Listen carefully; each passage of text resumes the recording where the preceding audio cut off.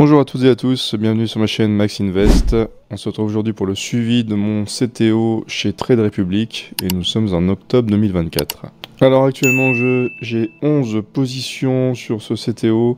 J'ai du Visa, du Booking, du Alphabet, Evolution AB, MSCI, du LVMH, du Apple, du Fortinet, du Novo Nordisk, du Dassault Systèmes. La dernière petite part, il s'agit du dernier ETF que j'ai acheté donc sur ce dernier mois. Il s'agit d'un ETF de chez iShares, le Edgeworld Momentum. Je souhaite toujours pouvoir réduire le nombre de positions dès que possible. Je n'ai pas encore trouvé cette fenêtre d'opportunité, mais je pense que ça ne saurait tarder. Côté achat pour ce mois d'octobre, j'ai investi 95 €, 35 € chez Google notamment, 20 € chez Evolution AB, des petites sommes par-ci par-là sur des pans d'épargne programmée et donc le nouvel ETF de chez iShares sur lequel j'ai placé pour l'instant 20 €. Alors sur ce tableau, on peut voir quelles actions tirent vraiment le portefeuille vers le haut et quelles actions tirent le portefeuille vers le bas. Dans les tops, on va retrouver donc du Apple qui permet de faire des performances à plus 34%, du Booking plus 33%, Fortinet qui fait encore un très bon mois, plus 26%,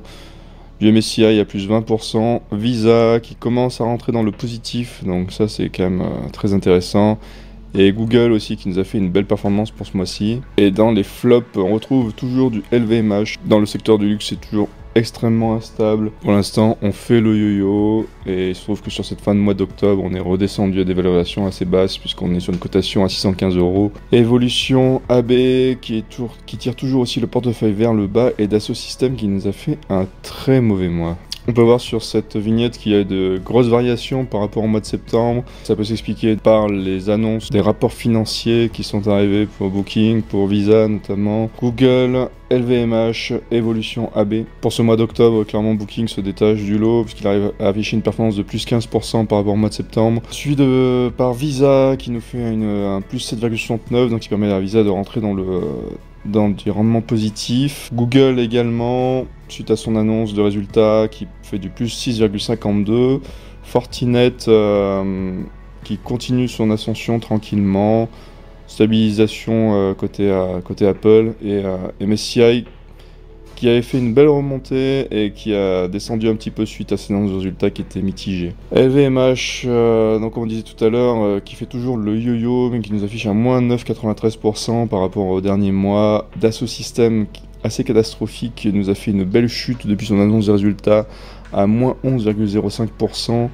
C'est une entreprise qui continue de décevoir sur ses bilans financiers. Clairement, en tout cas, pour ma part, ça prend le chemin d'une revente. Je vais m'accorder au moins une année par rapport à l'achat de l'action, ce qui nous amènerait sur le printemps prochain. Mais si les rapports devaient continuer dans ce sens-là, c'est clairement une action sur laquelle dont je vais devoir me séparer. Novo Nordisk qui continue sa chute à moins 3,27% et Evolution AB, c'est pour moi toujours le point d'interrogation.